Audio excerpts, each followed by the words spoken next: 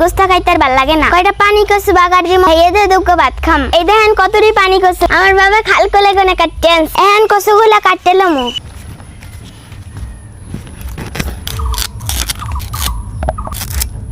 এরকমের ছোট ছোট সাইজ করে কাটে নিতে হইবে।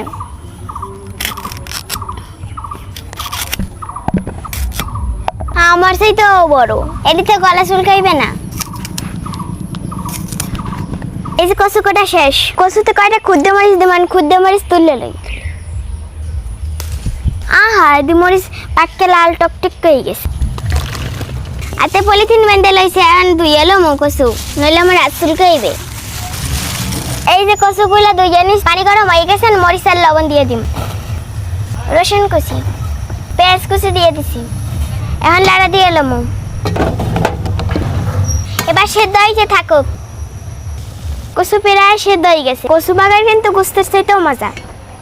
কচু সেদ্ধ হয়ে গেছে, আন বাগার দিয়ে এলাম। তেল গরম হয়ে গেছে, আন পেঁয়াজ রসুন কুচি দিয়ে দিম। এখন কচু দিয়ে দিম।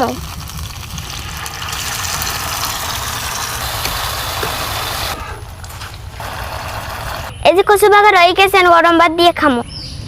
বিসমিল্লাহ। দর্শক, অসাধারণ, মাংসের চাইতেও বেশি মজা। কোরবানির মধ্যে এরকমের রান্না খাইবেন কচু রাখ, দেখবেন সেই মজা লাগবে।